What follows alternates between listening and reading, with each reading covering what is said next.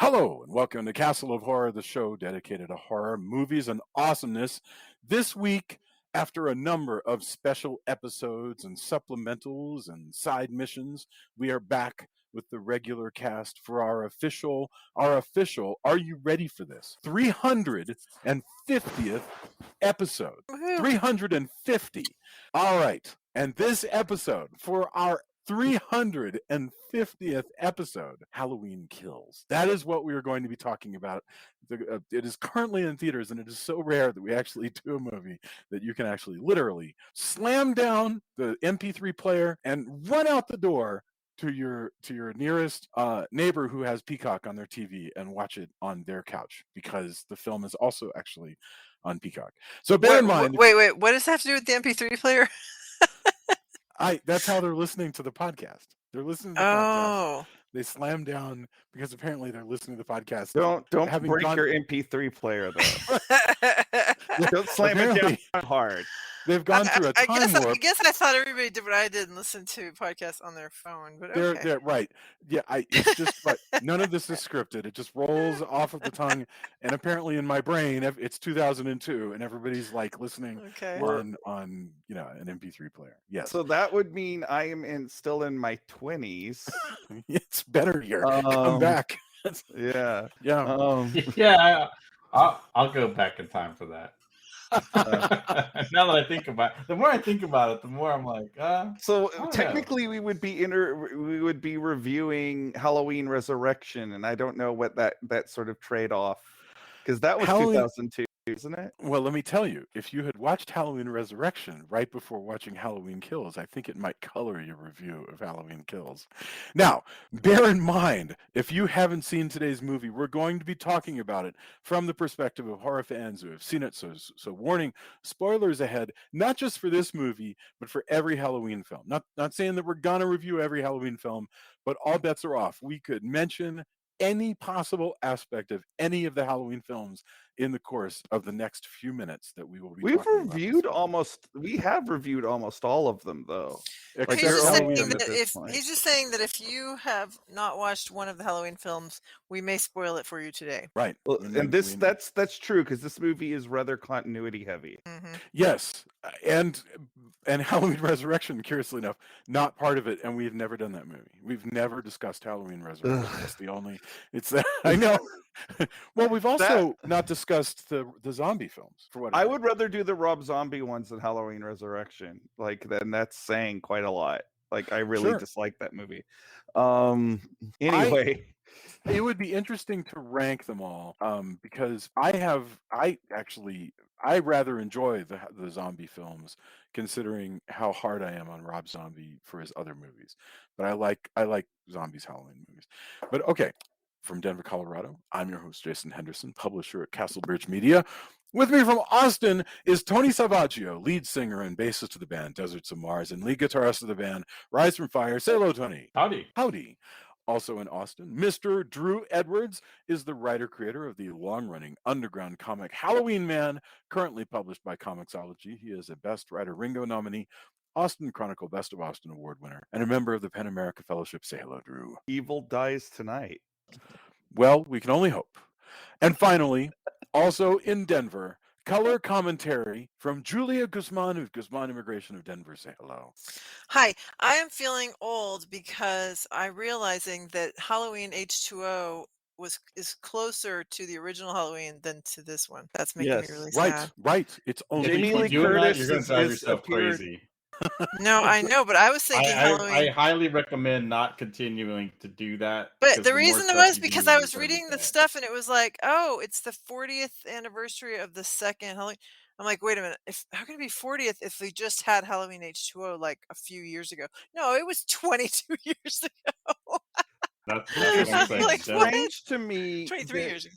That Jamie Lee Curtis has played Laurie Strode as like a young ingenue type, a middle-aged mother, and now a grandmother, and each version of Laurie Strode is actually a radically different character. Yes, this character that shows up in the 2018 version is not a 20+ version of the 98 character. Not at all. They are two total. That was a wine drinking, short haired, sophisticate who runs a girls like a private school. This is a With a totally different different. daughter. Not even a daughter. It was a son. It was Josh Hartnett. Oh, different. Right? Yeah. No, but I know She that has- she's had 2 different daughters that were different names. Yeah, she has 3 different fictional Children.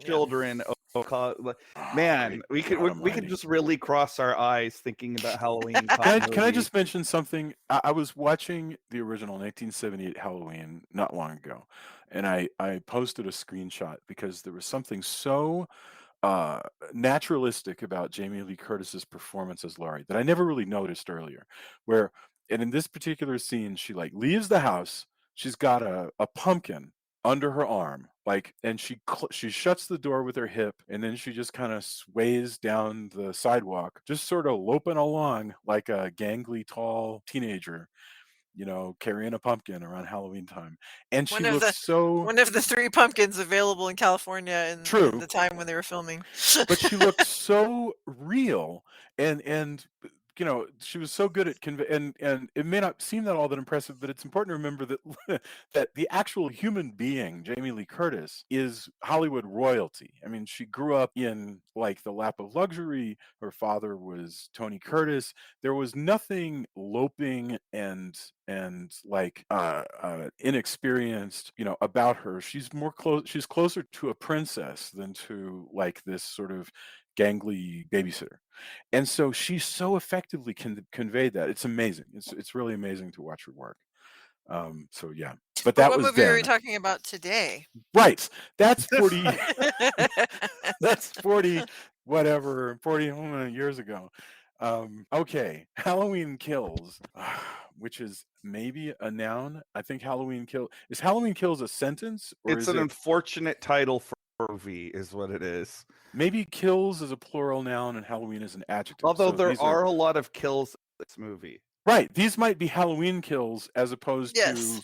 Because it's the most kills. Yeah. This is the highest body count of any of the Halloween movies, I think. There's regular kills and there's Halloween kills, and this is those. So Halloween's an adjective and kills is a plural noun. That word clump is a 2021 American slasher film directed by David Gordon Green, written by Green, Danny McBride, and Scott Teems. The film is a direct sequel to 2018's Halloween and the 12th-ish installment in the Halloween franchise. The film stars Jamie Lee Curtis, James Jude Courtney, he is the lean, mean Bruce Lee type machine that is the new Michael Myers, and Judy Greer, Auntie Matichak, Will Patton as the sheriff, and Anthony Michael Hall picking up where Paul Rudd left off, and I have Thomas thoughts Mann. on that, by the way. When we they wanted Paul Rudd, but he was busy doing. I am so glad that it wasn't Paul Rudd, because I could never picture. Paul Rudd is not like a big brute of a guy that I believe would pummel a serial killer with a baseball bat. Like Anthony Michael Hall looks like a guy that would come out of a bar with a baseball bat, and I feel like Anthony Michael Hall looks like me, honestly, in this film, and so I definitely that's strange, because I don't think of you as a brute. So thank you. That's so kind. I haven't seen him with a baseball bat. No, I'm kidding. Right. That's true. So okay, Michael Myers. Last we saw him, he was facing certain death by fire in the locked off booby trap basement of a fire fed by deliberately by fuel by Jamie Lee Curtis, who fled and left Michael to burn. But this movie picks up, and that isn't how things go. So there's so many ways we could do this, but let's start the way we always start, with getting our opening thoughts, and then we will get into it. There's so many things to talk about. So let's go, Drew, Julia, Tony. Tony, I know you have a lot of thoughts, so I want to leave you for last, and then I'll take us into the topic. So Drew, Julia, and then Tony. Drew, go ahead. Well, if you recall, I feel like I have to start this way. If you recall, way back in 2018, which actually feels like a universe away now, when we reviewed the the then new Halloween Yeah. film. I said, and I quote, "I really loved that movie. Yeah. I wish they wouldn't make a sequel." Mm. And that is because I thought I kind of felt about that movie the way I feel about Halloween H2O, is that the ending had such a beautiful, visceral quality to it. I like beautiful. I think that's a good word. That should be a word. We'll add it to the dictionary. That I liked the way they ended the feud between Myers and Laurie Strode in that. Yeah. And so I was concerned about what they were going to do with a sequel. And I do stand by that statement. I don't think this movie is quite up to the level of the 2018 movie. And I would actually be okay with it not existing. That being said, I did get a lot of enjoyment out of how gleefully over the top and violent it is. And in fact, I've said this on Twitter, it's in some ways a much better Friday the 13th movie than Halloween movie, because Halloween and like Friday the 13th to me was always the sort of grand guignol EC Comics cousin of the Halloween franchise. The Halloween franchise to me is always like, it's a little classier than Friday the 13th. Friday the 13th always had more of its tongue in its cheek, and it was all about really over the top death scenes, which this movie has a ton of. And in fact, the way Michael Myers is betrayed, like, you know, the way they show him to behave. Also, I know it's a fine line between Michael Myers and Jason Voorhees, but he really does seem like Jason Voorhees in this movie. He's just a tank, and he's going to annihilate anything that's in front of him.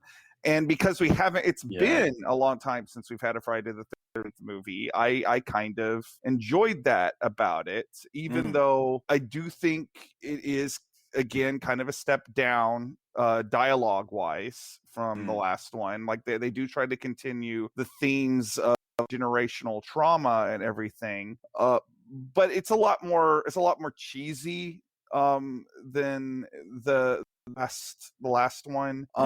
Although there were two scenes that legitimately emotionally affected me, and I will save that when we're getting into the meat of the movie. But so the short end of it is that I enjoyed it. I had a good time watching it. I did not think it was as good as the 2018 movie by far, but I still had a lot of fun watching it as just kind of a gore movie, I guess. Wonderful. Okay, thank you. Good kickoff. Julia, so you've seen the movie twice now. So what are your So thoughts? yeah, I think it's gonna be progressive. Well, I don't know about with Jason, but between me and Drew and Tony, it's gonna be progressively. Like, I didn't like it as much as Drew did, but I know I didn't hate it as much as Tony did. There was some things I liked and a lot of things I really disliked. I found the dialogue to just be so dumb, and there were so many scenes where I was just like, why is there was the obvious stuff where that you always have with a slasher film, where you're like, why do these people make such idiotic decisions? Like, you're supposedly all going out to hunt this guy, and then you're completely unprepared. Like, how is this possible? But there are one thing I have to say, because I agree that the shape in this movie is he's completely immortal. I mean, like, nothing kills him. I think I kept yelling at the screen. Right. I kept yelling at the screen, cut his head off, cut his head off, cut his head. Yes. I don't even know if that would have done it, though. I feel like he probably could have put it back on. Yes. And kept walking. Yes. And they had several chances. Yeah. But so he's clearly immortal. But one thing I liked a lot, is that he is so resourceful. Like, he's a resourceful killer, because like, when people are coming at him, he doesn't. Sometimes they actually do hit, especially when the whole gangs up on him. Sometimes they actually do get him. Like, but a lot of times they're going for him, and he just steps into it and grabs the thing and pushes it out of the way. And then he grabs a halogen light bulb and stabs somebody, or he grabs whatever. He is just really resourceful. So I found that really interesting. A lot of the things that they did with him that were just really creative.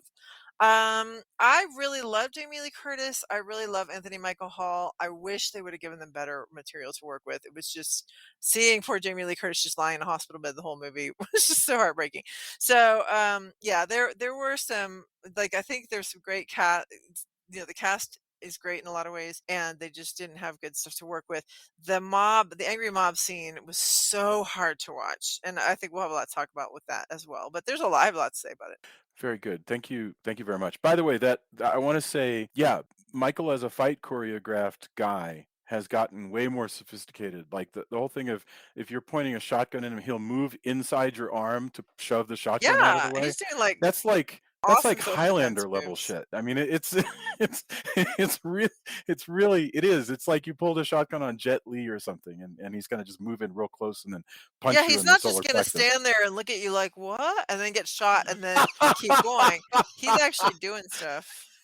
Yeah. Yeah. So anyway, Tony, take it away. Well, I hope everyone bears with me because I really did not enjoy this movie That's Yeah. okay. by a lot. And well, no, just hear me out. Well, okay, we will shut up and listen. Yeah, go ahead. And it bums me out because I really liked the last one, actually. And I thought it dealt with a lot of interesting things about the trauma. Jamie Lee Curtis is great. I really actually really dug that movie. I had some things I didn't like. I'm sure if you went back and listened to it, somebody could go, oh ho, but you didn't like this and that. That's probably true. And again, a lot of it is also because I wanted to do the podcast, but I also really dislike ranking on people's work. Making a film is hard. There's a lot of great actors and actresses in this. The crew did, everybody did what they were supposed to do. And, it's a small industry. I always think about it. Maybe I shouldn't, considering I'm not a critic like a lot of friends of mine are, although I do critique, I do write up critiques. I review stuff for Fantastic Fest, but my thing has always been to try to shine a light on things that I really dig or that I feel passionate about. So I really hate when I dislike a film this much, because I don't like when people don't like what I do. And, I don't want to accidentally be in a room somewhere or somebody goes, oh yeah, you're that person who hated our movie and trash slagged it. Like that kind of sucks. I don't like the idea of that. But of course everybody's not going to like what you do for everything, right? That's something else as a creator I've had to deal with. So I really dislike this movie a lot, and it's unfortunate because I was looking forward to it. Maybe that's part of it. Maybe I just thought that the previous one was really cool and I wanted more of that. The good things I really like the score. The score for the last one was great as well. I really like the score. I really think it's interesting that Jamie Lee Curtis, Laurie, is dealing with being the victim of a slasher and being in the hospital. Like, yeah, that takes her out of the film for part of it, but I think I was like, wow, that's kind of an interesting move. I also think that the idea of a town collectively dealing with trauma is an interesting premise. Although, that said, the city of Haddonfield is collectively one of the dumbest cities ever. The town of Haddonfield. Like, in this case, I think Michael Myers is more or less Godzilla, dealing with everybody being just doing some of the dumbest stuff possible at every stage. I'm like, if you're so traumatized, why do you act this way? Like, I don't know. I like a lot of the people in this, and I like the score, and it brings me no joy to dislike this movie, and I don't want to rank on it. Like I said, making movies hard, and I would hate to just be remembered as, oh, you're that guy who hated the movie, you're a jerk. But sadly, this did not work for me personally, and I do think there were some cool things. I don't really like I think the choice of super, as you call them, super Bruce Lee, Jet Li, Michael Myers wasn't my thing. The brutality of it, the kind of way he does tableaus in the previous, and they try to bring that back, but it's like, oh well, no, this one does that, but he's gonna make a woman watch her husband get stabbed 50 times, or I mean, it's not 50, but get stabbed with every knife. Like, haha, you're gonna watch. Like that, the sadism of it, even though you could argue that there is a little bit of that in previous films, it is like what Drew was saying, where it's more like a Friday the 13th movie in that respect. Mm. I don't, far be it for me to second guess the choices of the people making. I mean, I guess that's why it's Halloween Kills, but I don't know. I wanted to like it more than I did, and who knows? Hopefully Halloween Ends brings it back around. That would be awesome because I dug the previous one. But that's my sad tale of woe. Boo hoo. There is the possibility that Drew said, "Hey, I wish there was that it ended with the first one." There is the possibility that by the third one we'll just forget about. We'll be able to smooth over whatever's going on here. Well, yeah, there's a lot. There's a lot of potential and great ideas in this one. Like I said, like a town dealing with the trauma, and having your main character literally dealing with surviving. Being that's interesting. Girl. Like that, there's like meat in that, and some of the mob stuff actually is poignant in a way, but I found it not perhaps in the way that it was meant. I don't know, and maybe also part of it's satire that I just wasn't viewing as satire and viewing. Can I just more... point out the mob stuff to me felt way overlong because since you know that they're chasing the wrong guy, it's a big waste of time. So it's a lesson, but you're like, we get it after the first 90 seconds. So it doesn't need to take up 10 minutes of film. I have a lot of thoughts on that scene, but I want to hold off. Okay, let's start with. It did remind me also. This movie reminded me how much I hated the character, the teenage guy character from the previous. Oh yeah. Oh man, that guy's still alive. I forgot. Ugh. Not so. Let's talk about Michael Myers. So there's so many different. Drew was the one who I think first in my world said this is like Jason Voorhees. So Michael Myers, as first invented in the 1978 film, just think of the shit that he does. He'll stand where and wait till you see him, and then you'll do a double take and he'll disappear. He'll he sets up tableaus. He also he plays with car doors and he stands in the shadows and then slowly emerges. He's like this weird ghost man that also stabs a lot of people, but he kills 3 people in that movie. In the second movie, he goes bonkers and is like a freight train, and he boils one woman alive in the sauna and not the sauna, the spa, and he exsanguinates another person, and then another person slips on the blood and whacks his head. So they already had no idea what to do with that first character by the time they got to the second movie. But did you feel like that's my take on it, is that this is just yet another in a long line of completely changed Michaels? But well, now you have kind of your own adventure of what Michael Myers is like, because you have the first movie. I think my problem, is again, I did enjoy the my inner 10-year-old was overstimulated and super happy, when he emerges from that burning building and just annihilates all those firefighters. Oh yeah, tell us about that scene, because that's a crazy scene where he's again, I keep saying Bruce Lee, now I'm going to take on 12 armed men.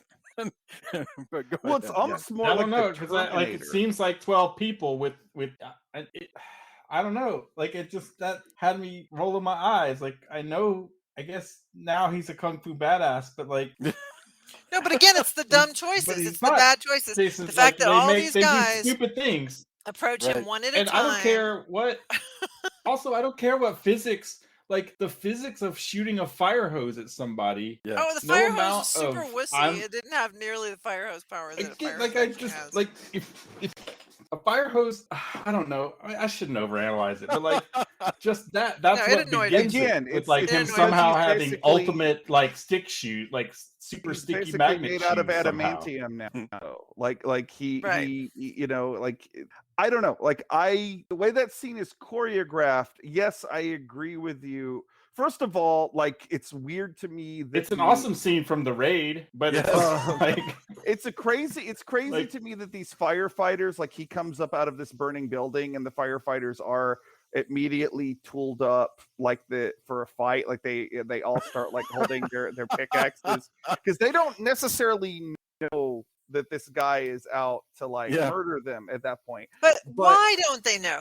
Doesn't, like, again, Haddonfield has seen this man for No, they 40 haven't. years. No, No, they've they been haven't. seeing. All the other sequels. See, and this is what I was going to get to. Okay. All the sequels, except for the sequels exist. There is the original movie, there's the 2018 movie, and this movie that takes place on the same night. So in a way, this movie, unfortunately, because they have taken out all the continuity of the other films, the way people react to Michael Myers doesn't make any sense.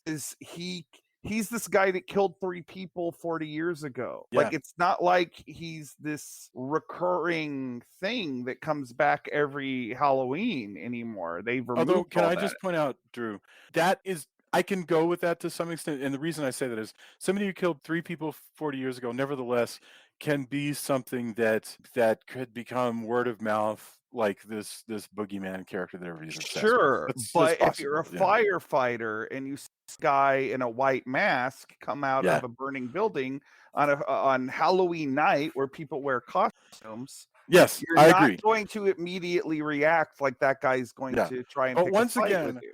I know that it's but the rule of cool, Michael poses and then he whacks his thumb with the I just said I visually, viscerally is like, I loved the scene just the way it was choreographed. And what do you think of the physicality? If this had been in a Friday the 13th movie, I would have had no problems with it. No, I'm with you. I'm with you. I'm probably going to say that a lot tonight. I think I'm with you there. Like, is your right, Tony? Are you saying that, and Drew, I guess as well, that really to be more in keeping with the movie we just saw, the 2018 movie, and certainly the 78 movie, what Michael should be doing is kind of, if there's 12 firefighters on the front line, Michael's going to kill one person and maybe even put on a firefighter outfit and just move around the perimeter and disappear. I mean, that's probably. And again, this is the danger, though, right? Sorry, Tony. It's something I talked about, at the beginning. Is the filmmakers might go, well, yeah, because this is the Michael Myers I wanted it to be, and that's fair. But I think that it's not unfair to have expectations of what you've seen if you go off of previously in this town he killed 3 people, which 3 people is a lot, but it's not. The just cordwood stacked amount of bodies that happened over the past this movie and the 2018 movie, right? Yeah, that's true. Yeah. And here's the thing also, like, if you're just going off of Michael Myers circa 1978, which we actually get a lot of in this movie because they do flashbacks. Make your points and then let's talk about that as well. But the original Halloween, as a lot of people or point out, is a lot more of a subdued movie than any of the movies that come after it, and any of the movies that it inspired. So if you're doing that Michael Myers, which is this isn't the Michael Myers of the Curse of Thorn, this isn't the Michael Myers from H2O. This is supposed to be 78 Michael Myers 40 years later. This movie should be, by that logic, a little more subdued, a little more approachable, a little less splatterific. Now, again, I enjoyed the gore in this movie. I did, but like, we're talking, what Tony is talking about, I believe, and definitely what I am talking about, is what expectations of what a character is like. Because one of my pet peeves as a horror fan is, like, you have the big 3 masked slashers. You have Leatherface, Michael Myers, and Jason. And I get really irritated because they're the 3 big guys that don't talk and wear masks. But I get really irritated when people act like they're interchangeable, because they do have things to differentiate them, however subtle that might be. Yeah. And so if I'm taking this as Myers circa 1978, I do have a bit of the problem with the presentation here. Whereas if this still had all the continuity of the previous sequels, and you had that sort of progression of like Michael Myers slowly turning into the Terminator, like, I probably would have been more okay with and again, as entertainment, I was Mhm. was definitely entertained while watching this movie. But this is a movie criticism show, Sure. so like I have to word this the best way I can. Can I share a thought that I had about the brutality? I do want to get to that Sure. idea about the 1970 stuff, but the interesting thing is this is the first like mainline, if there is any such thing, Halloween movie I've seen that has a level of brutality that's close to the zombie line. And yet, I have to Yeah. say, the zombie movies are way harder, or I should say more uncomfortable to watch because Rob Zombie is brutal, but he also makes everybody way more it's way more sad. In other words, people are begging and screaming and in pain and it's harrowing in the zombie movies in a way that no matter what this movie does, it's never like that. This movie is still a Hollywood movie that is, basically I mean, he here for does here for the again. He gags. does Yeah, kill a husband in front and make the wife. She's yeah. dying, but she's watching as he No, just takes every knife off the. And that to me, that's another thing that I was like, I guess that's that's what I'm in sadistic. It for is here. sadistic.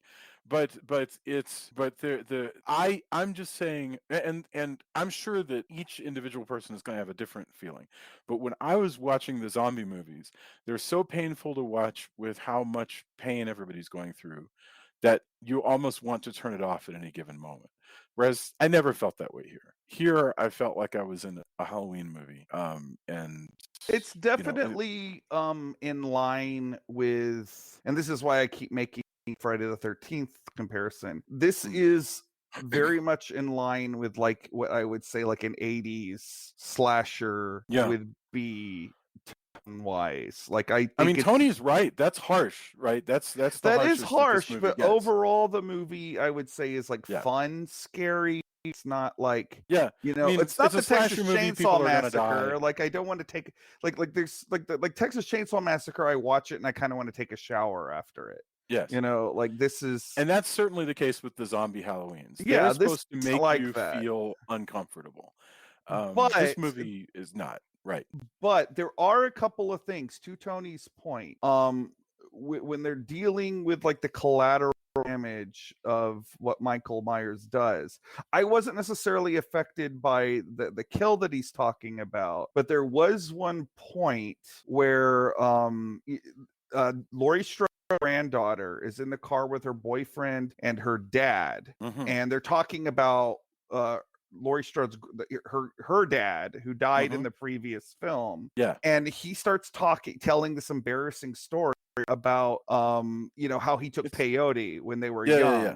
And that was so real. Like Yeah. it reminded me so much of like times where somebody I know has died and people get together and they start telling like these stupid stories. It's true. That's my favorite shit. I'm right? totally I with mean, you there. I think there's that a lot, and really that's did hit that's me. one of those things I dug actually. Yeah, that did hit me. Like that did put me back into the real world there for a second and goes, oh well, this girl's father is gone, which is not something that you normally deal with in a horror movie. Kind of also Halloween sure as hell didn't. I mean, Nancy Brackett dies and nobody notices, frankly. I mean, especially when you consider that this is like the same night, so like they're all probably still in shock. By the way, Robert Longstreet plays that character Lonnie, who's in the car there, and he elevates anything he's in.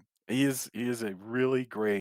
He's a good actor. I really enjoy. Well, and out of all the characters him. that are supposed to be characters from the original movie, I feel like he got kind of the best character development. Like, unfortunately, this is something I did not care for. Is they bring all these characters. Well, actually, I want to say that I didn't care for it. I have mixed. I have two minds.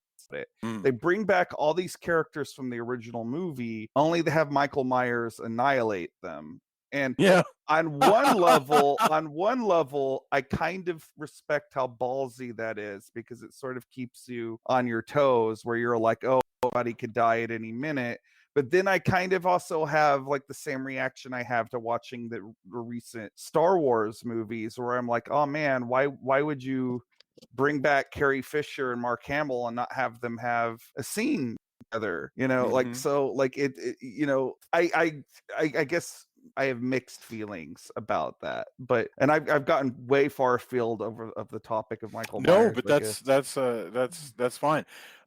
It is interesting to me. This movie, one thing that I didn't necessarily care for, but to an extent, maybe it's a wash. I mean, by the time I'm done with this, I'm just like, all right, I give up making sense of any of this. I know we said we were going to get back to the 1978 scenes, and we will in a sec, but one thing that I didn't care for is the last movie made a big, huge deal out of, hey, none of the continuity stuff that you learned before matters. None of that matters. Michael was just a guy who was creepy and pretty lucky and is obviously very dangerous. He's not the boogeyman at all. He's just a guy that we projected our ideas of the boogeyman onto, and now he's back and we got to deal with him. So let's burn him alive in my trap that I've been building for 40 years. Great. This movie says, psych, no, actually, he really is the boogeyman. He's just whatever the hell you think. He's magic. He gets more powerful the more people he kills, whatever the hell that means. And even more fascinating, Jason, sorry, I didn't mean to interrupt. No, I'm done. That was it. Just reminded me of something that when you're talking about that, and I want to, this is more of a question collectively. Yeah, please. One thing that kind of threw me for a loop a little bit, or had me wondering, like, if I missed something, is it just me? Like, they make a big deal, and I'm talking a huge deal. Multiple characters talk about it, like they keep coming back to it. No, it was the doctor's fault. Yes. Like, we're supposed to kind of give Michael Myers a pass. Oh, it's the doctor's fault. And they reiterate it and they talk about it, and different characters say it and everything. But then by the end, that just kind of doesn't even become a thing. Like, it's meant to, and that's, I have an explanation for that. That are frustrating to me is, like, there's a potential to explore some of this stuff, and for the trauma of the town. And then, like, that, which it was true, and that was a hard part of the first one. Like, whoa, okay, wow, that that happened. But it's because it's like they build it up, but then it just kind of is like, well, yeah, I mean, that's terrible, and that's kind of it. I was like, well, wait, it seems really important, and maybe there's some stuff on the cutting room floor, maybe, I don't know, but that was one of those things that as the credits were rolling, just I was kind of playing it back and wondered if anybody else felt that. I can give you a little bit. Here's my theory on that. That bit of dialogue comes from 3 different characters in rapid succession, and is never mentioned before or after. But they are establishing, and I think they just muck all of this up. They're establishing a narrow thing that none of us gives a shit about, really. They're saying, number 1, Laurie didn't, don't worry about it, Judy Greer. Laurie did not lure Michael to your house. Dr. What's-His-Face did. Dr. Number 2, Sartan. Dr. Sartan. Number 2, Michael didn't single out Laurie. Dr. Sartan did. That's it. Actually, that's the only 2 points. In other words, hey, audience, yeah, I got you. For reasons that I can't, well, help me then, because I got that part. But who cares? I mean, like, why are they pounding this point home? I think they were wanting. That's I guess my question is, like, I think you're like, that was the intent, but it seems the way it's built up seems so important that, right. I don't know. Again, maybe it's like a red herring. I but guess they're saying that Laurie's not important. In the way that they go, that it's not, except that she is. It's not Laurie's fault. It's not, etc. Yeah. It's except that she is important. Like, yeah, that's the thing. Like they do go, like, okay, so it's weird that this movie in a lot of ways is kind of like a weird, like, retcon. Well, but it also plays out a lot of stuff from the original Halloween 2, including Laurie being in a hospital for a good portion of it. But, like, Laurie is effectively become Dr. Loomis at this point. Like, she is the Van Helsing of this series, and, like, even though that she is stabbed, she is very, very mortal. And I agree with Tony. I think it is cool, actually, that you have to see a character for once go in the battle and get wounded and actually have to deal with the consequences of being wounded. Like, I understand it's disappointing to some people that she's sidelined for much of the movie, but because of that, the third movie is definitely going to be full on Laurie versus Michael, because by the end of this movie, there basically isn't too many people Well, left. I think it'll be Laurie That's true. and the office. What's the cop's name? Will Hawkins. Patton. Yeah, I'll just Hawkins, call him. because they both have the line, which is another thing that I thought was really dumb dialogue wise. They both have the line, he has to die and it has to be me that kills him. And I'm like, why do you both have that line? Except obviously we're setting Well, it up obviously so they're that making a point. we're setting it up That's so that those two are going to be the ones who kill him probably together in the next movie. So therefore, because those lines are there, I never felt like he was going to be, and also because I knew there's no third Well, movie, I never felt like he was going to die from any of the stuff that happened, because I was like, well, if they're not there, then he's not going to die because they already said it had to be them. But like they well, it wanted has to be because 30 other people didn't kill him. Right. Yeah. At least 30 people. Well, you know what though? It feels like, I mean, or close. In principle, going all Universal's and Universal Monsters, Angry Villagers on him isn't a bad plan. The problem is they use blunt instruments instead of like blades and Axes. chainsaws and things.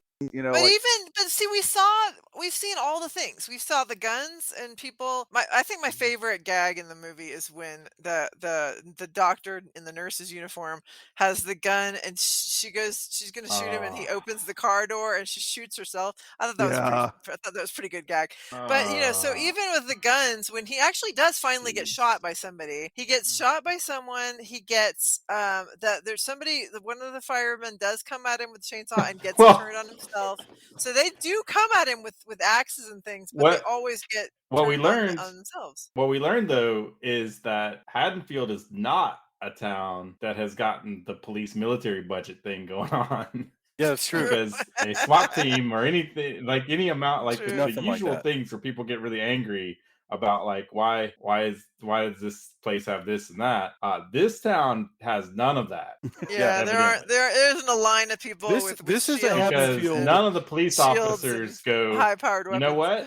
None of the police officers go back to the to the precinct and go, oh, for as many dozens of times as they say evil dies tonight, the police officers that are part of the mob that wants to take out Michael Myers, none of them go back to the precinct and get every single thing. Right. Yeah. Because I guess this town doesn't have. They still have exactly. Winchesters, I guess, and maybe a few Colts from. Like this town is like a Gene Autry town somehow, because they obviously have not gotten any of that budget because everybody has bats and a few knives and some axes. Yeah, this universe is not. It's not that post. Well, basically, what's his name has a bunch of guns in his tackle box, but that didn't. Yeah, but they're all sidearms. There's not. True. To Tony's point, what happened after the drawdown at the end of which war? I guess after the end of the Gulf War, the Pentagon started repurposing a lot of stuff to police departments, and somebody's going to correct me and say it wasn't the Gulf War; it was actually a different war. So maybe it was. But anyway, I mean, and that's what happened. But I guess it didn't happen in this universe. But you know what? I mean, again, the reason is because it's not as interesting to have a village full of torches and pitchforks that also has a saw, tanks, or a Dylan, or a tank, or that's not where this is. But if it's you still had all that stuff, what you would have is the end of that one episode of Buffy where they have like the monster that the demons are putting together that is supposedly cannot be killed by any weapon forged, and then Buffy whips out a bazooka and just blows them into a million pieces. Yes. And that's right. See, if somebody bazooka, I like either they're going to have to go, no, Michael Myers is supernatural or he's dead, like one or the other. They do. He is obviously supernatural because the director is still saying no, Michael Myers is just like Laurie thinks he's supernatural, there's a disconnect between what this guy in the movie that he made. I have to say, because like I agree. He's saying like, oh, no, Michael Myers is just incapable of incredible things. But in Laurie, David Gordon Green's so full of shit. Oh my God, he gets shot, he gets stabbed, he gets beaten, he gets stabbed with a pitchfork. All the things happen that would definitely kill him. Plus, I want to know where that pitchfork came from. Oh, it was Oh from no, the, it was the from the pitchfork is decor. check It out was from the pitchfork. They show it decor on several the, times yeah, it was beforehand. from the decor on the front porch of the gay guys. I was Oh, that's expecting right. more. That's I was right. expecting That's right. that Michael would actually become one of those dummies and like hide, Yeah, and I would somebody have would liked walk that by, too. and I so, thought but he that would have didn't been a do good that scene. I because did again, love Yeah, the yeah, gay yeah. couple. The gay couple were Big John like and Little John. I Absolutely. was rooting for them to survive. Like I thought they were so funny, and I loved their relationship, and I loved him smoking his pot and listening to his jazz and everything. Oh, yeah. Like I wanted to hang out with those guys. Like they seemed like they were a good time, and I did actually. I felt I felt bad for them when they died because they I'm were with For you. sure. when it comes to things people are complaining about on Twitter, a lot of the things they're complaining about on Twitter are exactly the same things we've been complaining about. A lot of the things they're complaining about, I'm not sure if they're fair. You know, there's like a lot of people are like, everybody makes stupid mistakes. To some extent, it's just part of the genre. It's just a thing. People do I don't dumb, understand those complaints because like a lot of these people watch the same horror and they grew up on the same horror movies that I grew up in, and right? you know, So they know this stuff. yeah, Right? this You know? this is like a very high budgeted 80s slasher movie. Like the stuff Yeah. that's dumb about it. And I'm not trying to argue that it's not dumb. And it's the problem is, I think, is what Tony was getting at in his opening thoughts, is that it's a dumb sequel to a movie that was smart. So that's the problem, is that there's a tonal disconnect between Halloween 2018 and Halloween Kills. Yeah, that's got to. I have to be honest about that, or not on, but I have to give it to the people on that one. There absolutely is.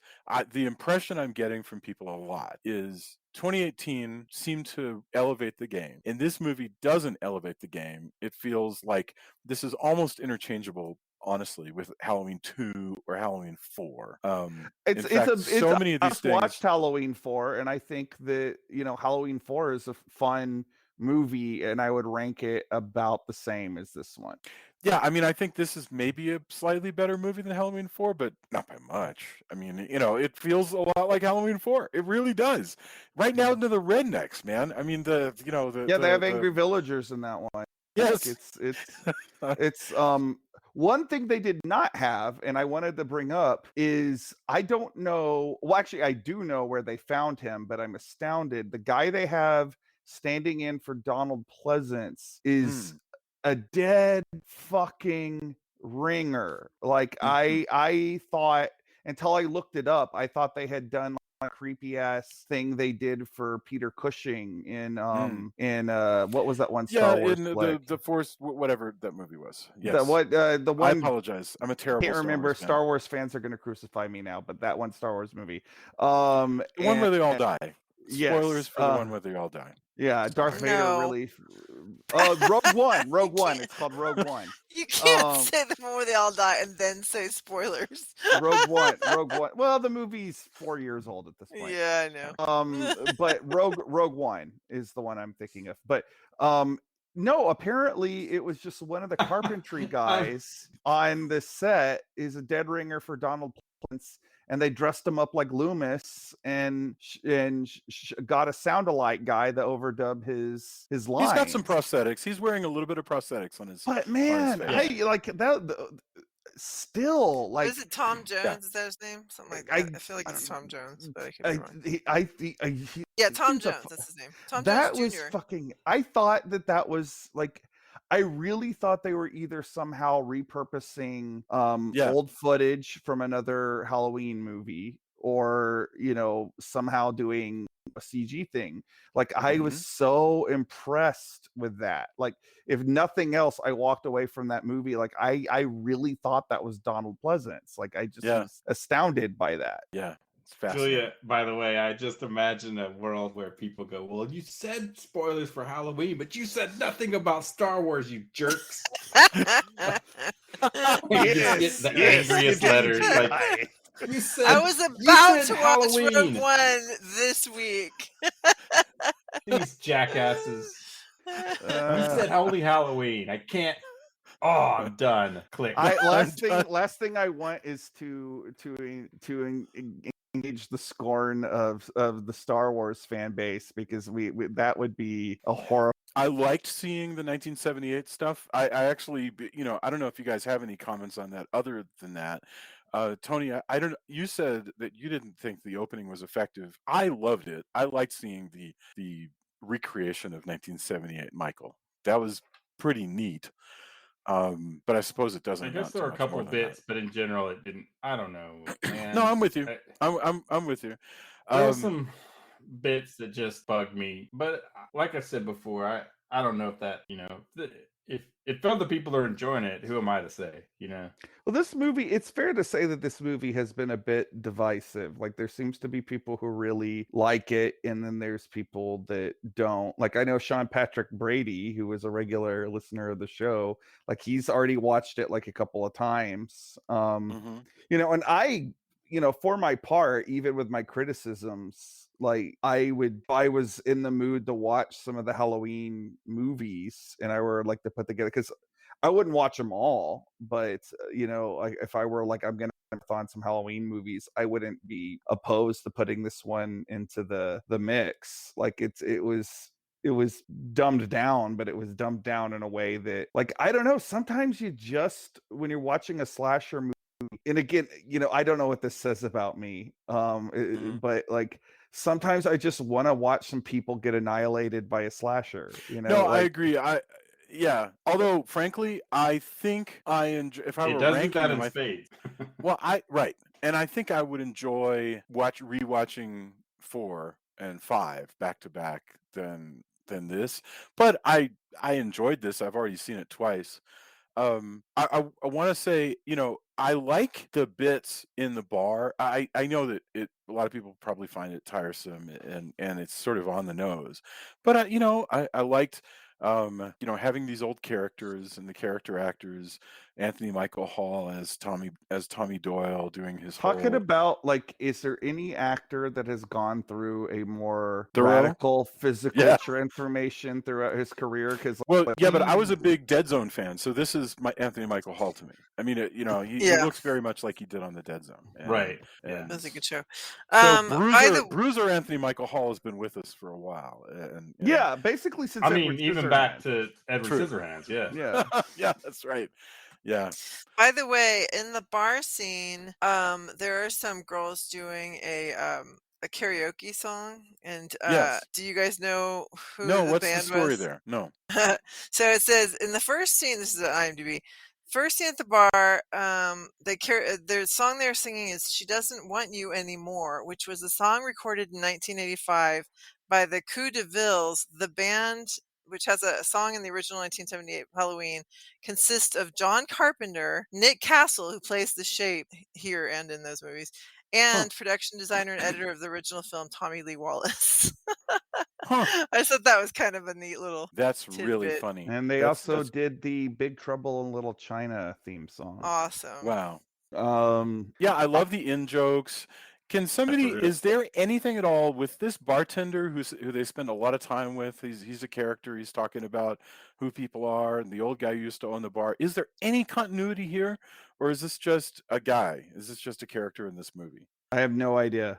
Yeah, I didn't see anything about it in the IMDb, but it's really weird. I mean, movie time is precious, so it's weird that they spend so much time with this guy talking about the old guy who used to own the bar and blah blah. And I was like, what? It's great. I mean, I just think that if nothing else, they're trying to do that small town. Yes, everybody knows everybody flavor. Yeah, I think that's it.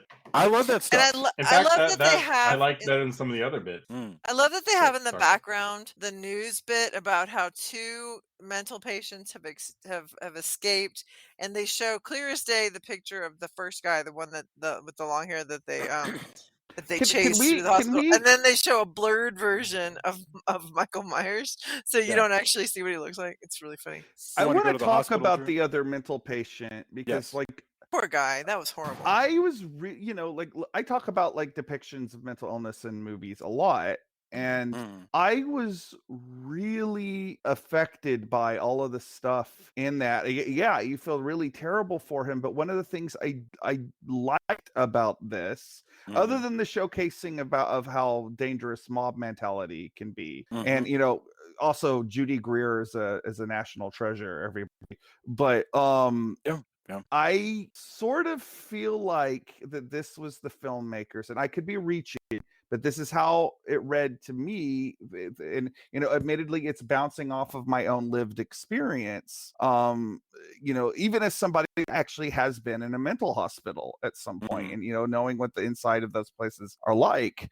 To me, it was almost like the filmmakers are saying, like, this is a person that's actually mentally ill, and this person is scared, and he's not actually dangerous per se, and this is Michael Myers, and he's something else. He is evil, and he is a movie monster. He is not to be seen as a normal person or even a mentally ill person. He is something else. And again, that's how I read it, but y'all could have taken something else by it. But I was just so affected by that. Like I was like, finally somebody's kind of splintering, because 80s horror movies, much as I love them, were really infected by pop psychology of the day, and in ways that I think have affected the mentally ill community or neurodivergent community in a lot of negative ways over the last decades. And I feel like that this, whether intentional or not, could be a commentary on that. Yeah, but I mean, I think there's part of that, I guess, and it is a really effective. To me though, it kind of got blunted by the fact that we get lots of lingering shots of his obliterated body.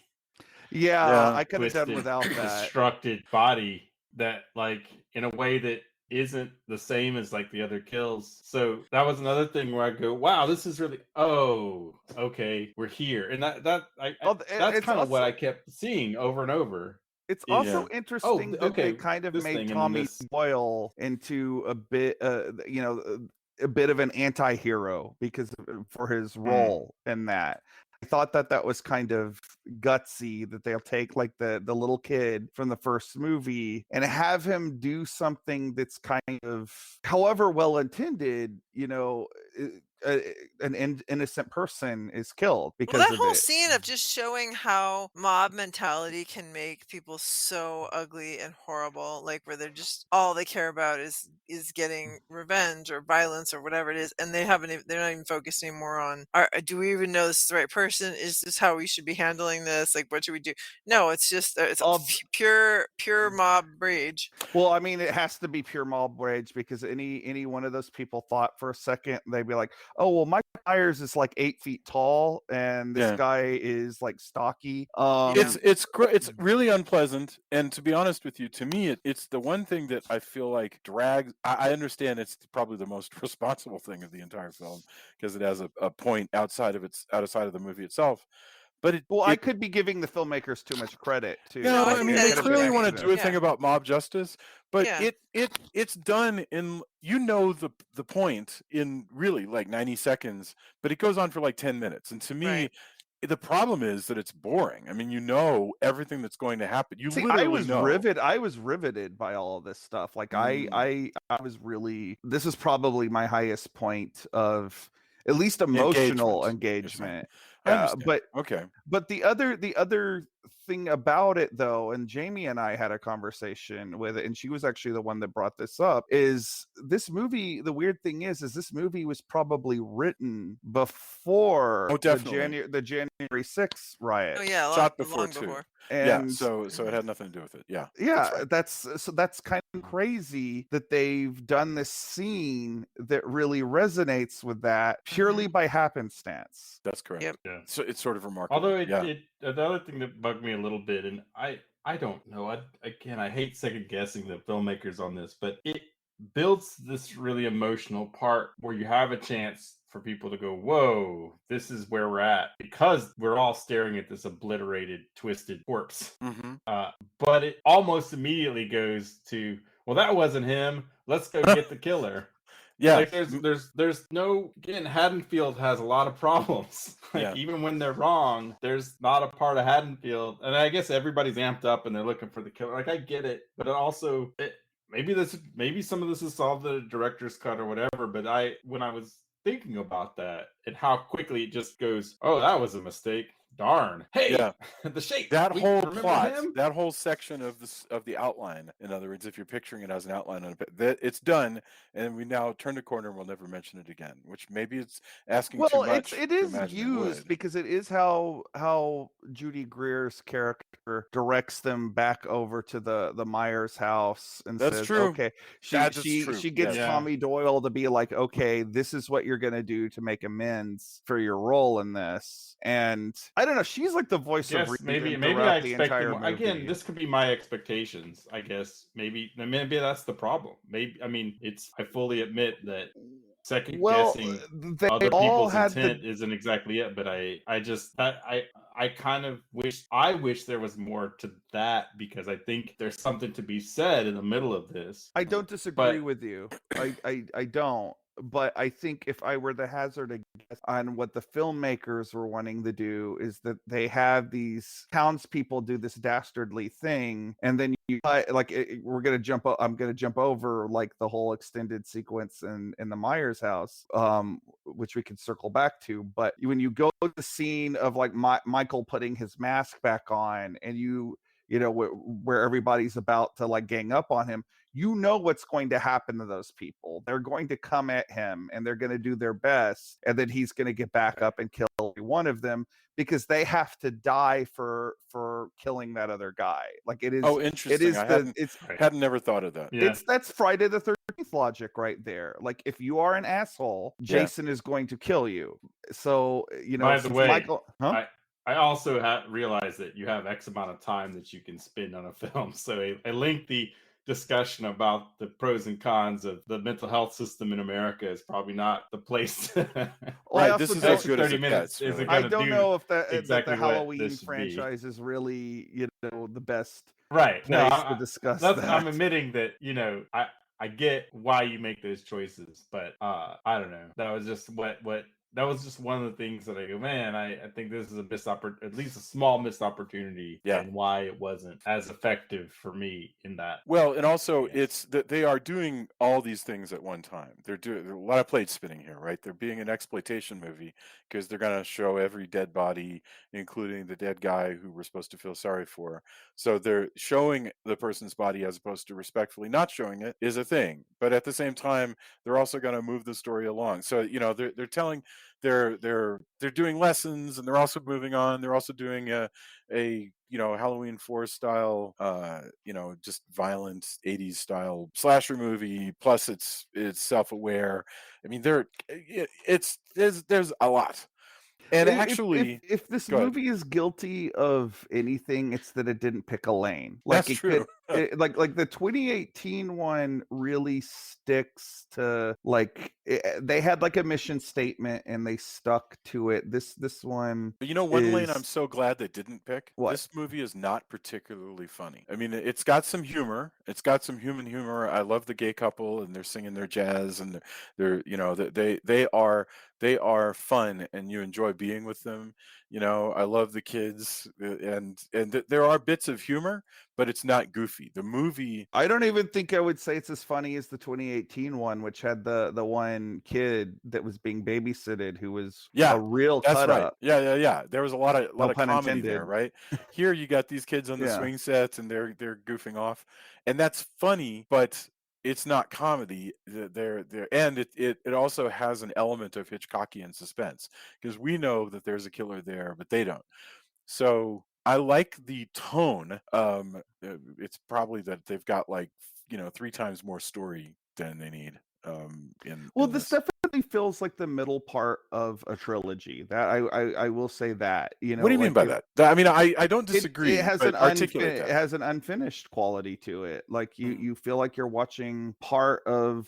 There's even the way it ends. Like this is the only Halloween movie, like slasher movies, particularly the type of slasher movie that the Halloween series is. The monster always goes back in the box at the end of the movie. Like right, you kill him and he lies there dead. Yeah, Right. Jason goes back into the lake. Michael Myers is dormant until next Halloween. Freddy gets sent off to the dream world. Chucky gets blown up. Like something happens to the villain and they are taken off the board, however temporarily. That does not happen here. And so like Michael Myers effectively wins, which we've never really seen. And I don't know if the third one is going to be a continuation of the same night or if it's gonna like jump ahead to like next Halloween or whatever. But like this is I heard a rumor that it's going to take place during the COVID pandemic, which I think is potentially interesting. Like the idea of Michael Myers wandering around empty streets could be really creepy if you did it right. There's a well, I guess one thing, you could do anything and do it well, but I definitely wouldn't be my first choice of movies I want to although it's very like watch in the 78. same way that I don't like. I mean, I get No, I it. hear you. Well, we'll just have to wait and see. I think we've all lived during COVID. Yay! Yeah. I don't know, I just want to point out. I hope not. It's controversial. The notion that a movie today, one of the chief complaints people are having, and it makes people grumpy right now, is this notion that you pay your $15 and you see a movie that doesn't even have an ending because they expect you to pay another 15 next summer and come see the next part. That's bugging a lot of people. I don't care because I'm kind of in it for the long haul, but a lot of people are really feeling like, and so to the extent that, so even though it's true, it's true, I know it's true, to the extent that we go, one of the main problems with this is you're going to have to wait for the next movie for all of this to pay off. That just pisses people off because they're like, I don't like how much things have changed from the old days. But here's the difference. And again, it ties back into what Drew just said. And I don't want to belabor this point, and sorry to be so real. Yeah. But it's not just the $15. You have made a choice to go into a theater during a pandemic that is still around. Yeah. So it's not just I wasted $15. Yeah. It's the choices we make now are different than the choices we make 2 years ago. Yeah. So somebody's perturbed about making that choice. Or how about this? I paid $15 to see it in a theater. I could have seen it streaming. Yeah. So what see, that's and that may be why is different stakes than your. It's not just I paid $15 and this didn't end the way I wanted to. There are a lot of factors in this that changed my choices or potentially changed my choices, and yet I got this. Yeah, so and that might be why I'm a little. I'm more not going to argue with somebody on that. I only did the $4.99 sign up fee for Cock, and which I've now used to watch one of the things that I'm going to be endorsing actually, and so I felt like I got my money's worth. So that might be why I'm a little more forgiving of the warts on the butt of this movie. But I do like, I might feel different if I had paid full price. I don't know. I don't live in that world. I hear you. What I mean is that's the funny thing is, one of the biggest flaws of this movie, I think, truly is that it truly is, hey, Danny McBride, want to make a 2-part story, or I want to make a big ass story. We got to cut this thing somewhere. And it's necessarily going to feel it's not going to be the best ending as if I didn't plan on doing that. So that's clearly a problem. And it is not an acceptable. To Tony's point, nobody is interested in that as an explanation, because it's not an appropriate explanation. It's in the same way that Infinity War is really frustrating in that it doesn't end. It just kind of ends on a cliffhanger. I mean, the difference is though, I kind of expect. I'm personally not in that same boat because I kind of figured. I mean, there's been plenty of buzz about there's also a Halloween Ends. Yeah. Right. So I understand why somebody would be angry, but I also am puzzled because it wasn't a secret. Right. I don't know. It's a weird. I mean, but again, we make a lot different choices and think about things differently. Yeah, that's true. Overall, so what did everybody? Somebody's mad. I'm not there to tell them don't be mad. but No, I just want to be clear. I'm not I'm either. puzzled. I'm not at all saying that they're wrong. I'm just saying it's interesting that has entered the conversation, and it's something that a lot of people are upset about. And if you are a person that's upset about it, go man go, because there is no argument on the other side. There's none. If you if you feel like a movie should have an ending, Yeah. then I this feel movie's lucky. not I gonna- think I've avoided all of these things that everyone. This is controversial. Like I this is I hope blowing I up stay. on I hope I Twitter. stay. Mm. I hope I stay out of all of this because I've been so much happier about that. I don't really feel like I have one of the nice things about having this podcast is I don't feel like I have to engage in those conversations as much because I know I'm going to have to talk Because you about it talk with the three here, of y'all. right? Yeah. So that being said, on a less controversial note, what did everybody think about the mask in this movie? Okay. What did y'all think before? I like that it looks like it's actually been through more than the actual Michael Myers seems like he's been through. You know, it's all burned up and scarred. I actually like. Yeah, I like the look. I mean, if you're gonna do 3 movies like this, I think it works really well. As much as I actually dug it. I Like, I think it it's so much better than this Zombies Mask. continuity I'll tell you that. I mean, the think half I've seen torn. that. Well, it's kind of the same idea as the Rob Zombie It is. mask. Just Yeah, so they're executed exploring better. the same concept, and they just made different choices here. And in that one, they tore off the bottom half so you would see the lower half of his face. Interesting choice, not one that I think pays off. It's not as good. Well, this one I keeps think it's the mystique of not seeing his face. Yeah. Right. Yeah, and I think there's something to that, and I think it becomes progressively kind of scarier. It's definitely creepier that it's weathered, nice. and yet this still and it mirrors the kind of where this is going, where a mask that's burned that much but isn't sticking to someone's face and they're in pain all the time. Like that's part of it, right? Normally, if a mask melted, it would melt to your face and you would be in horrible, agonizing, debilitating pain. But this one just bubbles here's like a Michael crazy. Myers is just mowing through everything in the world that It's like it's lined on the inside with silicone, and so the outside is stippling and melting, but the inside. Well, that mask is from the 70s. They made stuff out of different things. Yeah, who knows? Yeah, it could be made of asbestos. Or lined on the inside. But one thing I like about it is that the actor is so skillful at playing this character that he is able to. He does puppetry with his own head.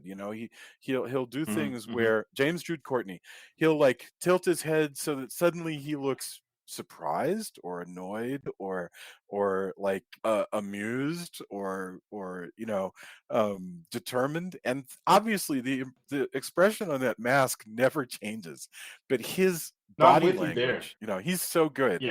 Well, it reminded I hate to keep making this comparison, but it does remind me a lot of Kane Hodder as Jason, like where he was able to give a lot of personality to a mute character wearing a hockey mask. Wearing a mask.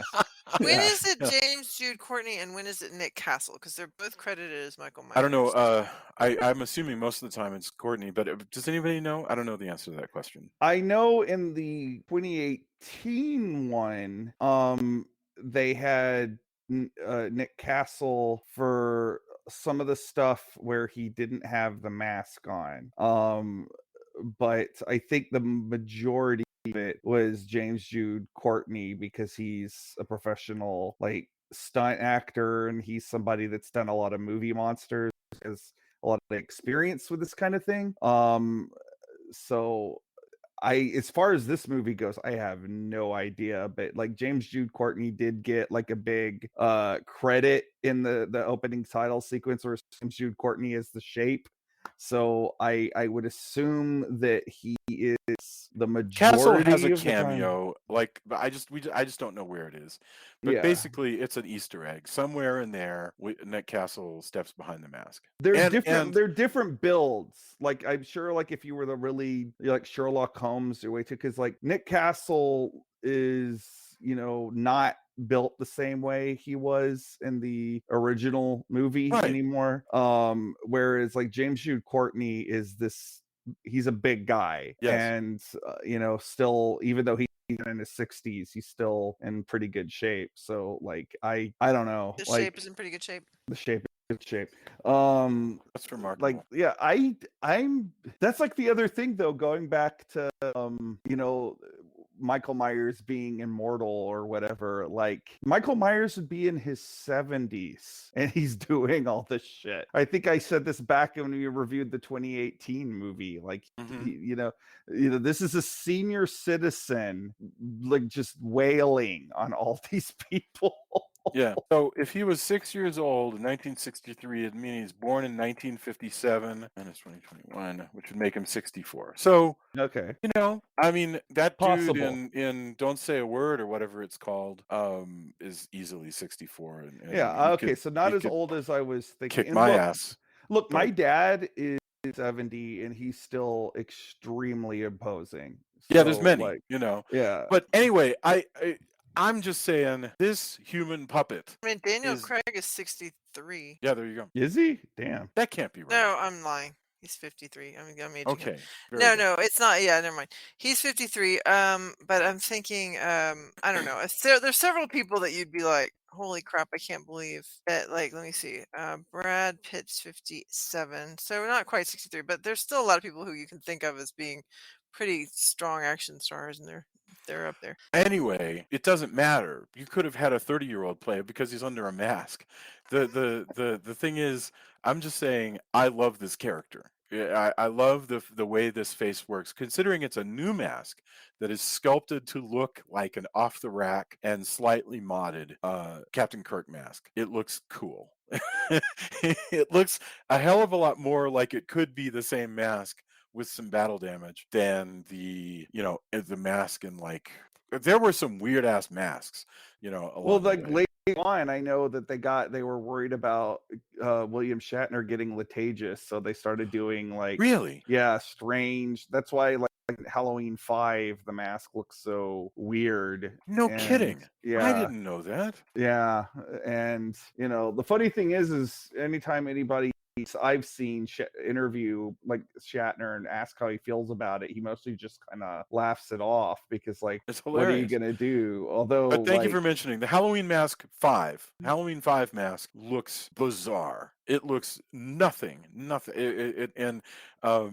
just came But here across they did revisit the Shatner one for the flashbacks. right, yeah, the whole thing, and for the damaged one too. I mean, it looks because it's clearly supposed to like be the same mask. Yeah, it looks like it could be the same mask, and that's pretty amazing. That's pretty great. I love, though, the one thing, having watched a bunch of these movies recently, the thing that it cracks me up is so many of them, because they want to keep the same iconic look, so many of them have to come up with contrivances for Michael Myers to get a mechanic's jumpsuit. That's great. I love it. That just makes me happy. I think they didn't even give 2 seconds to that in this, unless I'm forgetting something. Well, in the first one, in the original, he steals a tow truck driver's Yes, outfit. but in 2018, how does he get? Like, he kills a guy. He kills a guy at a stop. gas station. Yeah. And like, ends up with the same outfit, ends up with this Halloween costume, I guess. And Yeah. like, I love how in this one everybody keeps describing him as a, quote, dude in a monster mask. Yes. Yeah, that's true. They say all kinds of things. Oh my God, the kids! I have to talk about the kids. The kids that are the little bully assholes who are trick or treating together, and I guess they're supposed to be siblings, which they actually do. No, wait, am I thinking of two different? I think I'm conflating. But anyway, they're such little jerks, and then they're at the playground. Yes. And they're going, oh, there's this, like you said, this dude in a white mask who keeps trying to play peekaboo with us, and like he keeps, oh look, there he is, right before he slaughters the crap out of all the people, the first idiots that aren't prepared to deal with Michael Myers. This one's for Dr. Loomis. Those kids were amazing. Oh my God, no, that whole thing was just so absurd. I was so angry. But I enjoyed. The kids were awesome. I love those kids. I thought they were fantastic. No, I agree. I liked seeing, and then we should get our final thoughts. But I liked seeing Lindsay, and right now Lindsay's actress name is escaping my mind. But regardless, Lindsay's running and hiding, and Michael walks past her while she's hiding in the tree. Kyle Richards is the name of that actress. That's a neat scene. I actually really enjoyed that. That felt very much in She keeping actually with. broke her nose for real when she was fighting with Michael. And she Oh, didn't that's tell awful. anybody until after the scene was over. She didn't Oh want my to. She goodness, didn't want to that's stop the awful. filming. I mean, no, I Yeah, don't know shit about filming, but I would assume that you're not that would supposed be to very break your uncomfortable, nose. right? I would Yeah, assume that that's not something that your agent will be happy to hear about if that. correct. I would So, agree. but again, what do I know? Tony and I have been talking about this, about like how suddenly there's a hell of a lot of like experts on set safety on Twitter, Hmm. and and I'm like, wow. Okay, let's get our final thoughts on Halloween Kills. Man alive, this movie. Okay, so it was Drew, Julia, Tony, and then I'll go. Drew, is there anything that we missed, and what are your final thoughts? I on like how this the film? movie ends back Mm, at the Myers home. I thought that mm, was a nice way of bringing Mhm, everything mhm. back. I basically, everybody's dead at the end of the movie. I was gutted that they killed Judy Greer. I Hmm. loved that character, especially in the first movie. I hope that somehow she is magically better in Halloween Ends, but I somehow don't think that going to be, because I think that Laurie Strode's going to be in full vengeance mm. mode. Hmm. I really, actually, having this conversation, like this movie even more, having now talked about it, because I've sort of worked my brain around the stuff that I didn't like, so I can contextualize the stuff that I did like better. So, I don't know that changes my initial assessment of it. I do think it's a step down from the 2018 movie, but I think if you approach it with that in mind, it is a lot of fun. And at the end of the day, isn't a movie supposed to just be fun? So Okay, fair. Thank you, Julia. What are your final thoughts? Yeah, I think it's interesting that Michael always has to kill whoever's standing at his window. It's like, this is my window. And so, of course, it does end with, because he kills the cop, he kills the gay guy, well, the gay guys, and then he kills Laurie Strode's daughter, and all of them standing at the window that he killed his sister at. But anyway, so that's a really, yeah, it is an interesting ending. The fact that somehow he gets upstairs without any of the mob of people in front of the house with the door open seeing him go up the stairs. But anyway, he is able to do things that others cannot do. So that's really sad and painful that he kills her daughter, or at least it appears that he kills her. The granddaughter, of course, does hold her own. She ends up with a broken leg, but she survives the film, having put up a good fight. And of course, the mom saves her when he's about to kill her. Yeah. So all of that's going to be interesting I think it's a good setup for the third movie, because I agree that Laurie Strode wanting to get vengeance for her child's death is going to be a force to contend with. But yeah, I think like I say, there's some interesting little bits here and there, some creative things, some stylistic, really cool things. You guys know I don't like gore, so a lot of the movie I watched through my fingers. The poor boyfriend being horribly killed in front of I'm sorry, I'm not remembering anybody's names, but when he's killed at the top of the stairs, and then he's just although re-kills him that guy several is times. such an asshole. Yeah, he doesn't get much of a chance to be an asshole in this movie, but he was in the last one. No. Yeah. Yeah, Cameron. Let's see. Yeah, Cameron Elam. So that's what the character's name is. That guy getting killed 15 times over. The poor husband of the Tony was talking about that gets killed 15 times. So a lot of that is just real literal overkill. I didn't care for that stuff, but there's some interesting things. For sure, the Evil Dies Tonight thing was irritating, but also I thought made a good point. The mob mentality thing. So I don't know. I think there's some interesting stuff and some really just annoying stuff. But I do think it'll be interesting to see the third movie. I'm looking forward to it. Cool. Tony, I'm going to let you give the final thoughts because I'll just go into the endorsing because I've talked plenty.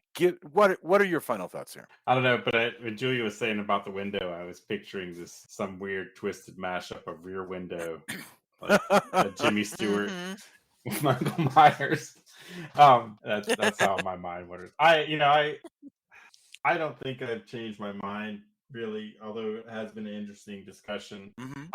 Again, I hate being negative about things like this, where especially like I did like the first one, and there was a really great Q&A that I got to see because they showed it during Fantastic Fest, and that was really cool. Everybody had a great they were very passionate. Again, like I said, maybe I shouldn't, but when I think about filmmakers and also being a creative person, writing comic books and stuff, like I don't want people to hate what I do, and I don't like hating other people's work. But this film didn't work for me in the way I had hoped, and perhaps it was built up in my own head. I don't know. Anyway, I wish I enjoyed it as much as Drew did. I think he's got some points. I mean, if you are looking for a slasher film, like if you want brutal kills, this has it in spades. I mean, there's no doubt about that. And I think there's interesting things that I wish had perhaps been explored differently. The town dealing with this trauma is interesting, but it is kind of weird that the town's when you walk it back, the town is, I guess because it's a small town, it makes a big difference. But as opposed to this movie, which is just throw everyone into a wood chipper that is Michael Myers, the original trauma was 3 people, which isn't an insignificant amount. But there's other tragedies. A tornado may rip through a town and be a different trauma, right? Yeah. So there's a lot of interesting things that they were trying. I do feel really strongly like finding having the final girl be in the hospital most of the time and dealing with that, I think is actually kind of interesting.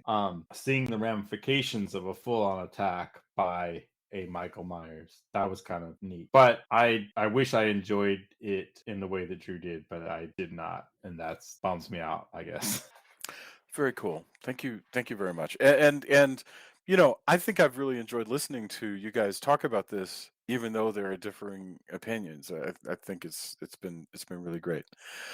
All right, let's get on to endorsements. It's sad that that's the end of what Halloween Ends is going to be around pretty quickly, so it's not the end. Michael Myers, like James Bond, will return. Halloween doesn't end. Yeah. Halloween's not even upon us in this universe. So, okay. I'm curious about endorsements. Like, besides the Halloween movies, what have you guys been watching, listening to, reading? Drew, why don't you start us off? What do you have going on? I've been getting into a lot of things because I love Halloween. First off, I actually literally just finished Chapelwaite today, and it's interesting to see the 3rd TV show this year that is a riff on Salem's Lot, although this is more direct, has more direct King ties because it is a very loose, and I stress very loose, adaptation of Jerusalem's Lot, the story. And I really enjoyed it. I've seen some negative reviews. I understand those negative reviews of it.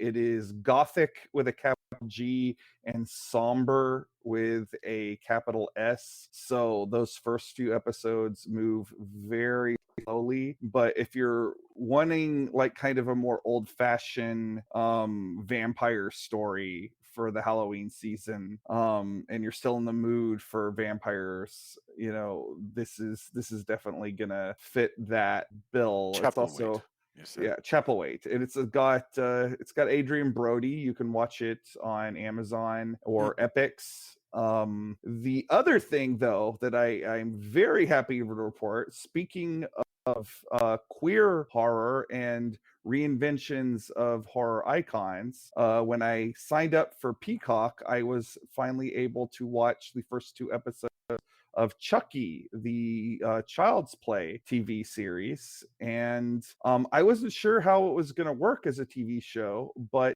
it is really fun. Like, and it's everything you like about the Child's Play movies distilled into a teen drama, and a gay teen drama at that. Like, this is this show is so, all the queer subtext that has been in the other Child's Play movies is now just text. And I think that is kind of amazing that's where we're at as a culture, especially since Mancini, the guy that created Chucky, is in fact a gay man. And, it's like I was saying earlier, I know that the horror genre is very big in the LGBTQ plus community, so it's kind of cool to see this sort of representation on TV. That, like, if you are a Chucky fan, you're gonna get a lot of fun out of this, because it really just it's everything you like about this character, and it ignores the stupid robot Chucky remake. It is in continuity with the old movies, and it's so fun. So I really am looking forward to the third episodes. But you can watch it on Peacock, or you can watch it on Sci-Fi, and totally worth it. A bit of a selfish plug: this Saturday, October 30th, at Bat City Comics from 9 a.m. to 4 p.m. They are having small press Oween in their courtyard area. I am going to be there doing panels and selling comics, and everybody should come by and get in on some early Halloween fun and buy some Halloween Man comic for Halloween. I also have I have masks now, I have t-shirts, I have magnets. I have a lot more swag than I used to just have, so you can come on by and check that out. Very cool. Thank you very much. Julia, what about you? I discovered I binge watched the first season of the show Condor, and the second season is going to be coming out I think starting next week, but like they're dropping a couple episodes a week or something like that. But anyway, it stars Max Irons, who is the son of Jeremy Irons, but I like to call him Hot Irons because he's really, really good looking. Anyway, it's a really fun show, spy thriller kind of show based on the novel and the movie, the 3 Days of the Condor movie and the novel that's based on. And it's really exciting and interesting, and the characters are great. The nemesis, the kind of the bad guy, there's a lot of bad guys, but the main assassin is a really interesting character. She's just awesome. I believe they say she's Israeli. I don't, I might be getting that wrong, but anyway, really neat character. It's just fun, a lot of fun. So yeah, I binge watched the whole first season and did confirm that season 2 has not, it's been done, but it hasn't been made available yet until November 7th it will be. And also for this show Condor, the cast includes William Hurt, just to convince people who aren't convinced, William Hurt, Mira Sorvino, and Bob Balaban, and Brendan Fraser. So it's a fun show. Tony, what about you? Let's see. 3 things actually. One is the Arrow's Yokai Monsters collection, which is awesome. It looks great. I'm a big yokai Japanese monster fan, and this has 3 films that were originally on DVD, and then also a newer yokai film as well. And I think those are also on the Shocktober sale that's going on iTunes and a few other places. Like, you can buy a lot of the Arrow stuff for $3, which is a really cool deal if you like digital and aren't a crazy person like me who loves physical media and tries to find places to store them. So it contains 100 Monsters, Spook Warfare, along with Ghosts, and the newer Great Yokai War. And so far, I haven't seen Great Yokai War because I was going to watch it with Rain, but the booklet that comes with it, the poster, the interviews with some people that I kind of know more through the internet, but have written really great stuff about yokai. There's a kind of intro to yokai interview that I watched, and all the special features so far are great, and the restorations just look beautiful. So if you can watch, if you don't want to buy a box set, they are, I think you can find them on probably the Arrow channel and on VOD, Yokai Monsters collection. But boy, is it great. Some other friends of mine, my friend Phil Mucci, he's done videos for Metallica and High on Fire and Huntress, etc. He's doing his Indiegogo for his second comic in the Dr. Dario Bava series. Yeah, thinly veiled there, right? and it's called Orgy of the Blood Freaks, and it's really cool. Like I like Phil, I like Ian McKay, his collaborator. It's got Mike Dubish on as an illustrator. Emmanuel Taglietti is doing a variant cover. There's another cover artist, Suspiria. There's a comic called Gringo Loco that is packaged in there. Lydia Roberts is doing custom titles and sound effects, but Phil Mucci and Ian McKay are doing. I like their previous comic, and this one looks really cool. I like they're cool people. They do cool work, and I just think that this is the kind of, if you're listening to this podcast, this probably is right up your alley. And they even have a puzzle based on the Taglietti cover that's not censored. They say by the man, which I think is awesome. But yeah, I really like what they do, and done a bunch of videos. And then my friends in a band called High Desert Queen released their first album, Secrets of the Black Moon, on Ripple Music, and it's a great album. They're really cool people. They have gotten some amazing reviews, deservedly so. So if you like what you've heard from my band Deserts of Mars, you'd probably like High Desert Queen, and they're good people and they do a lot of stuff. So yeah, I think Secrets of the Black Moon, and you can find it all over the place on Bandcamp as well. We'll probably post links on stuff as usual, but yeah, please. That's kind of what I've been looking at lately. On Riff Tracks, Bridget and Mary Jo's Halloween Safety and Monster Movie mashup. I totally recommend that you check this out because it's a hilarious 30-minute Halloween special of comedy. They run a industrial film about Halloween safety that is wonderful, and then they run 3 Castle films. And if you don't know what Castle films are, back in the day, before people had VHS, you could go to the library and you could borrow a shortened, Reader's Digest version of a feature-length film, and so you would get like a 10 or 15-minute version of the Wolfman. And so what Bridget and Mary Jo did is they're doing riffing on the Wolfman, It Came from Outer Space, and Bride of Frankenstein, and this is very, very funny. So I recommend that you check that out.